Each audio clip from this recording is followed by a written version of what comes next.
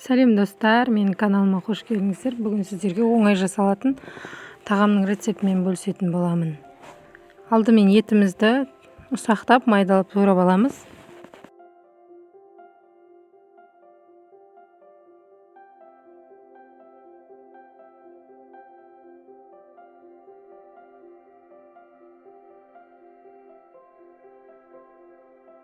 Етімізді турап болсақ, пиязымызды турайтын боламыз.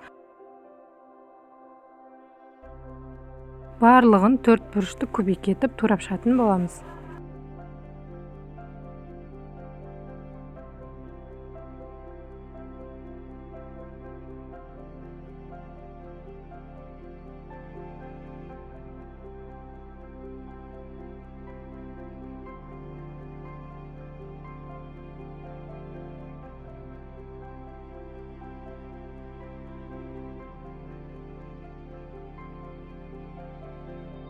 Баклажан сыртын ашыдым, ашмай салсаңыздар да болады.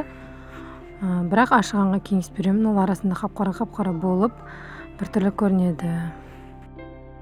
Қызып тұрған майымызда енді қуырып алатын боламыз. Барлығын кезек-кезек салып, бірінші еттен бастаймыз. Сосын пияздан солай-солай барлығын қуыра беретін боламыз.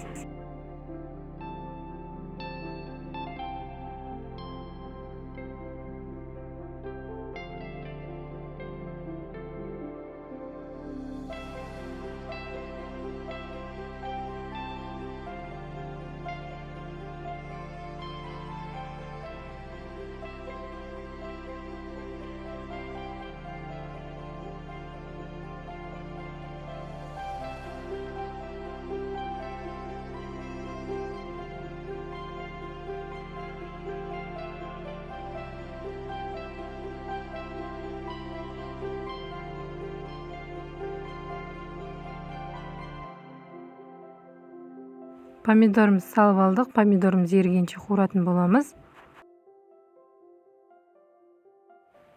Суымызды құйып қойдым, бұл жер видеоға түспей қалыпты. Суымызды біздің массамыздан үлкенде көпте қоятын боламыз. Бетін жауып, астын жаюттап пісіретін боламыз. Біздің гарниріміз дайын. Енді қайнаған суға макаронды, кез келген макарон қолдансаңыздар болады, пісіріп алатын боламыз. Бұл тамақ нан салманың бір түрі, оңай жолы. Нан салмада қамыр жаямыз, ал бұл жерде дайын қамырды қолданамыз. Біздің макарондарымыз пісті. Енді сүзіп аламыз. Міне біздің тамағымыз дайын. Подлиптарымызды құйып, тамағымызды ұсына беруге болады. Небәрі жарты сағатта дайын болатын тамақ. Сіздер де жасап көріңіздер, әсіресе обедке асыққан кезде. Міне достар, сіздерге видео ұнаған болса, каналыма жазылып, қоңыраушаны басып қойыңыздар.